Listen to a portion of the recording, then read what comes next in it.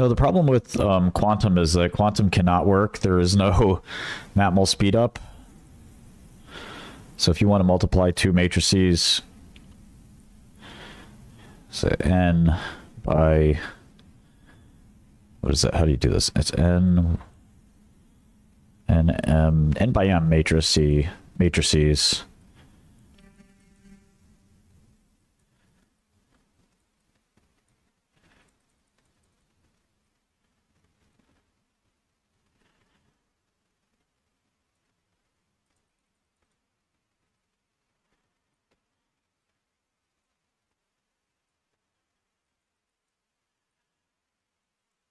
Then in quantum regime, there is no speed up. You're at O of n cubed, roughly. Now, there's galaxy algorithms that can get you faster, like n to the 2.5, but that's basically it. And so that's whether you're quantum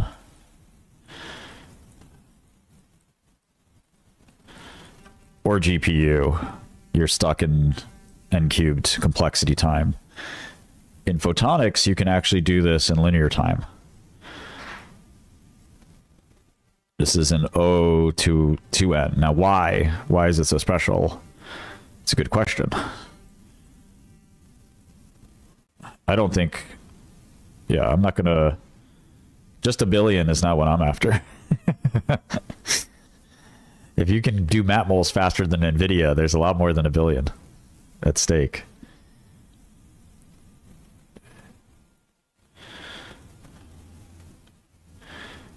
So anyway, so how does photonics do this? Well, light does mathematics naturally. So if you have like, here's like destructive interference. If you have wave 1, let me make a different color, and wave 2, I don't know about a trillion, but yes, NVIDIA is worth, 5 trillion. So if you do matmuls faster than them, then that is a big prize. So if you take this, the interference is doing math by subtracting. That's destructive interference. So there's a lot of ways light can actually do linear operations and multiplications and stuff like that. So it does it naturally. It does Fourier transforms naturally. Light is just kind of an amazing mathematical tool. Electricity does its own thing. It gives rise to transistors, which have nonlinearity, and gates, which optical doesn't have that. So you have this, like, pros and cons.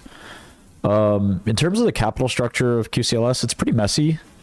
So if you look at the actual SEC filings, I do think that they'll fix themselves. I joked with my girl who just joined the board yesterday. I'm sure you guys saw that. Really exciting. OpenAI employee joining the board. So the company is $7 million. As of the last Q, they had 4.2 million shares outstanding, but that's unfortunately just the tip of the iceberg. You have Series F, G, H, and I, and D preferred stock. So all of that is,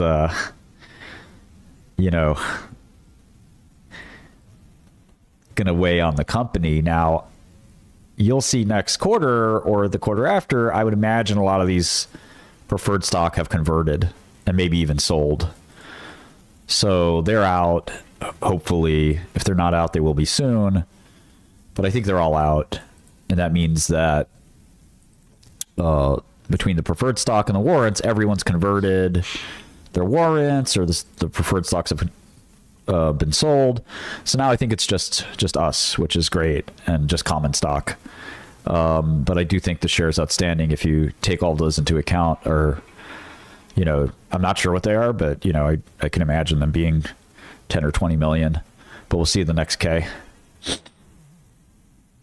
Won't the thing that's producing light and changing the signal back into digital need to run an O and cube? No, that's a really good question, Relic. I appreciate the pushback. It's very important. So the way I look at this problem is really interesting. You have sort of a digital analog converter here. The DAC, I don't know, maybe this is an API. You call my API. The DAC sends with some payload, maybe a prompt. The DAC converts the API to light. The light goes in the box. The box does the matmul's really fast. Now you need an answer, right? You need to go back from analog to digital. And now you got the API response.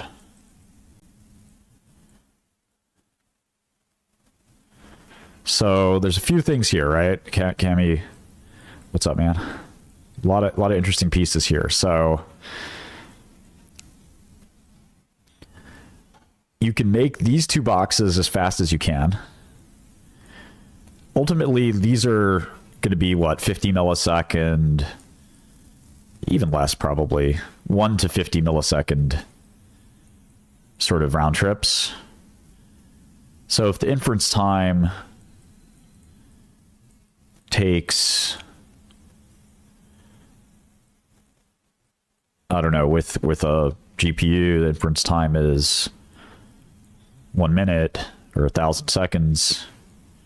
Sorry, 60 seconds.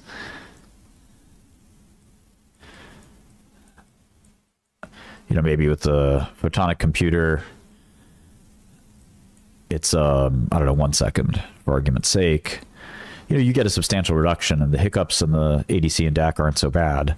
Now, if you need to put the ADC and DAC in the chip, because remember, in photonics, we don't have nonlinearity.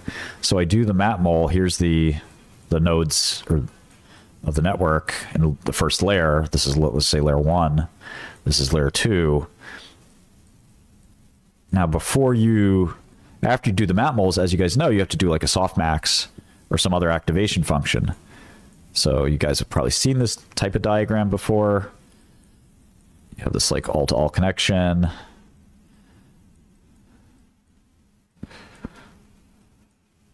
And so you do the matmul.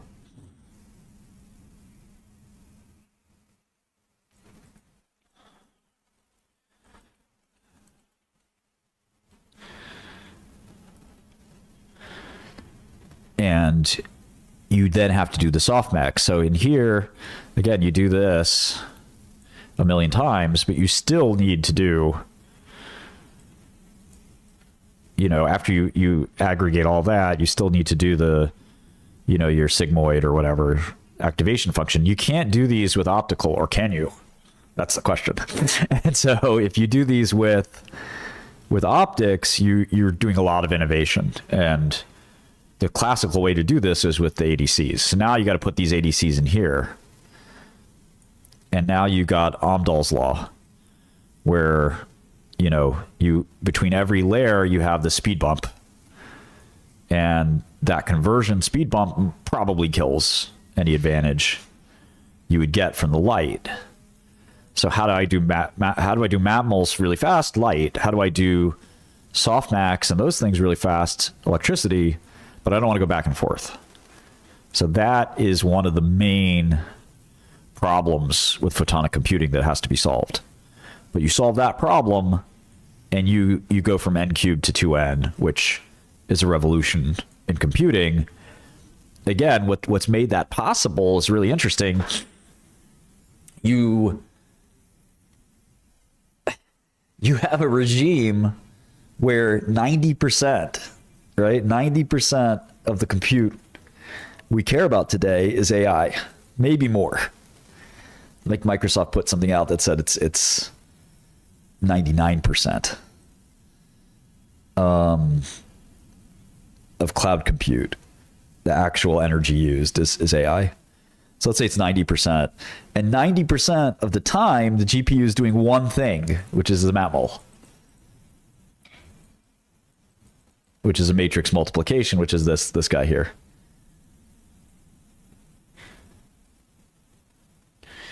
Yeah, no, Cami, you should send me an email, martin@dl.software. So,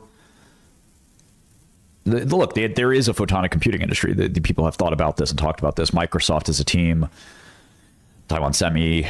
There's some startups, but, there's a lot of academic labs. Tsinghua in China is really incredible. Yeah, thanks, Mason. Chelsea is wonderful. My partner, the mother of my baby. But she's also brilliant. MIT scientist. She taught me all this stuff. And whenever we watch a video about like silicon photonics or something, she's watching, I'm watching, trying to pay attention. She gets it right away. And I'm just like, huh, what? I have to watch this again. She makes me look very slow, which is hard to do, I'd say, but you might disagree. Anyway, 90% of compute is AI. 90% of AI is matmoles. You do have these activation functions that you have to get right, whether it's ReLU or whatever however you want to do this, softmax, all the networks are a little different. But ultimately, doing this guy is a bit of a thorn. The ADC, DAC steps are not exactly trivial. And again, if you have to do them like this, you really have killed the advantage. Now, some people, I've talked to photonic guys that disagree, that they actually don't think this is the end of the world if you do your pipelining correctly. But one of the problems with neural networks, as you know, is they cascade. So you actually do need the results from the first layer before you can calculate the second layer. There's no point. You can't calculate layers 1 through 256 or more, after, without having the results of one layer to use as inputs to the next layer. So you need to wait. And that speed bump here, is a serious speed bump, because this may take place in one, it's a really crazy thing, but you might be talking about, 1 nanosecond or less, possibly even a picosecond. Nature just does this so fast.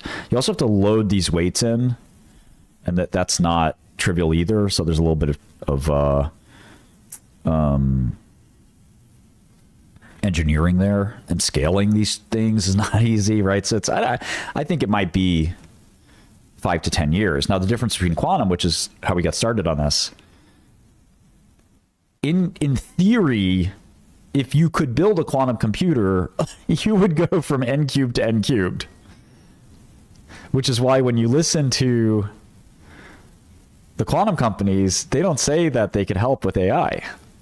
If you listen very carefully, they say that they could help with optimizing hyperparameters with AI. Just beating around the bush. It's not the same thing as running a neural network. That's optimizing the little details of how we do this, which is irrelevant. And they focus a lot on optimization problem, like the traveling salesman problem.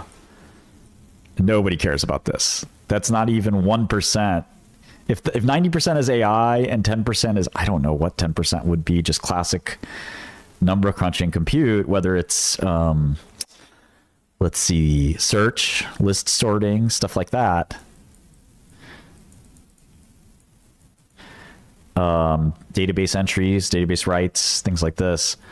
That's what maybe the other 10% of compute in the world is used. None of that is traveling salesman or optimization. Maybe it's one millionth. Like doing a cubo, for example. When was the last time you wrote code that had a cubo in it? Cubo is quadratic, unconstrained binary optimization. Never. You don't need to do cubos. Yeah, the HSBC thing was fake. You can't load 1 million variables into a quantum computer. There's no RAM. That was a completely contrived paper. There's 100 bits in the damn machine. What are you going to put in 100 bits? I challenge you to make a photograph with 100 bits. How many? That's literally 100 ones and zeros. That's it. That's the amount of information. I think you could get your name down. Martin. Anyone know binary fluently? Binary ASCII? Oh, I ran out of space. How are you going to put the whole bond market in a fucking quantum computer? Immediately that's a lie. Immediately it's a lie.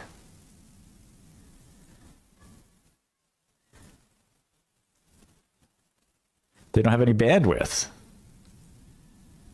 There's a byte. Yeah, they used they did use the simulator to show that the error of the computer was better. I mean, everyone laughed at that paper. Let's not delude ourselves. So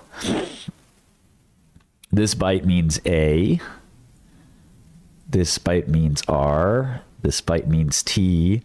So let's see, with 8 bytes to a letter, an ASCII or what is it, UTF letter,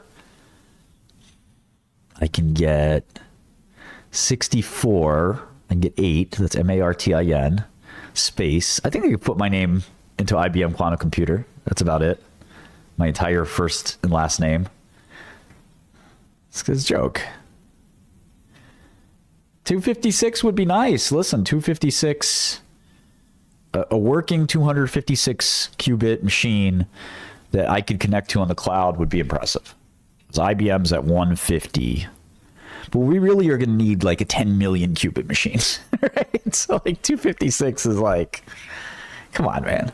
It wasted my time. So anyway, getting back to quantum and the question here, if you could build a quantum computer, which is still, you know, a very far off thing, if you ask me, if you could build a working, scalable quantum computer, you don't get a matmul acceleration. You're still in the same place as everywhere else with much lower clock speed. We've talked about this many times, but the clock speed of quantum is like less than 1%, much less than 1% of a GPU. You got one core with no bandwidth and no RAM. So you'll never use this thing for matmuls, right? You're just going to use NVIDIA like everybody else. The only thing you might use it for, which again, I'm excited about, and I'm giving a talk in Miami actually, at a conference called Wall Street Bets Live, which will be kind of fun. But it's going to be a serious conference because Charlie Shrem's going to be there as Bitcoin pioneer. And we talk about using quantum and other techniques to crack Bitcoin. But the point is that this complexity speed up, for the amazing thing about quantum is I can go from 2 to the n, which is exponential, to linear. I can go to, or polynomial at least, 3n squared or 3n cubed. Now this is the miracle, right? This is what quantum is all about. This is why quantum is the coolest thing ever to scientists, to mathematicians, to nerds, people like me. You know, we love this because how do you go from exponential to polynomial? It's kind of this miracle. You know, how do you do that? Well, it relies on quantum effects. We don't really have exploitable quantum effects in most computing that we can harness. And so this amazing, you know, discovery has propelled interest in making a quantum computer. Once we do it, I think we're going to get bored and realize that all this massive contraption to just do one class of algorithms, right? This is just for period finding, which is applicable in RSA and ECC. This is just to find, you know, to reverse a key in essence by getting, you know, the right period. You can only do this with a quantum computer, but nobody needs this. There's almost no use case. You and I don't need it. NVIDIA doesn't need it. OpenAI doesn't need it. Microsoft doesn't need it. Anthropic doesn't need it. XAI doesn't need it. Otherwise, they'd be buying up quantum computing companies. They'd be doing deals with them all day long. You know, OpenAI is doing deals with what? Memory companies, compute companies. They have a huge deal with NVIDIA. So does Meta. Meta bought a chip startup. Meta's doing deals with TPUs. Where's all the deals with quantum? It's non-existent because this is the only algorithm that you get an advantage for. And it's for ECC or RSA, which is not at all related to AI. So it's basically sort of useless. Yeah, D-Wave is even more of a joke, obviously. So in any event, a working quantum computer doesn't get you there. We don't have a really good photonic computer, but if you did build a really good one, you would shift the complexity class, not quite like the shift you get in quantum where you go from impossible to possible, which is kind of cool, but it's much, much faster. It's, you know, millions of times faster. So it's worth building. And the cool thing about this is people have built working quantum computers, working photonic computers, unlike quantum. So here's an example. Somebody, you know, people have done MNIST, for example. Let me see here.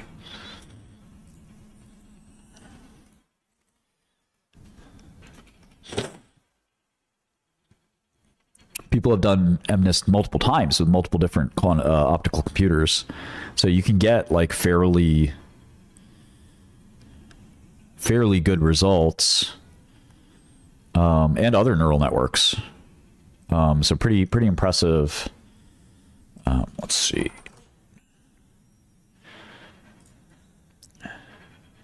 Pain in the ass.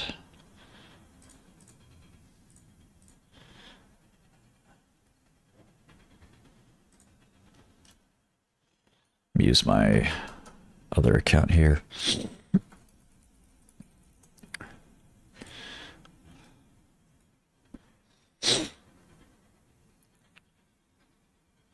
Yeah, these are the Tsinghua guys. Lu Fang, he's the guy. And not just MNIST, but many other. There's fashion. There's like the fashion classifier. Yeah, so here's the classic MNIST. You know, is this a 1, 4, or 7? And you get, you know, really remarkable classifier with a kind of a real neural network. And there's there's another classifier model, the well-known CFAR test. So you have working prototypes out there, including from Microsoft. Let's look at how Microsoft did theirs. Anyway, I don't want to belabor this, but this is the Microsoft chip is pretty impressive. It's a different take, different architecture, using some analog stuff here. But there's MNIST and fashion MNIST. That thing's a shoe if you can't see it. And so the Microsoft chip was able to do this just fine, or a sneaker. And you can see some of the stuff that I tried to draw myself, but much better drawn by Microsoft. And you know, Microsoft is big in AI, and they understand that AI, you know, AI's here it said, existing hardware demonstrates focus either on AI inference, which accounts for 90% of energy in commercial deployments, 90% of data center deployments. So in any event, I think, you know, we'll have to see how that plays out. But I'm going to take my time. I mean, there's no rush. I got to use the restroom. I'll see you guys in 5-10 minutes.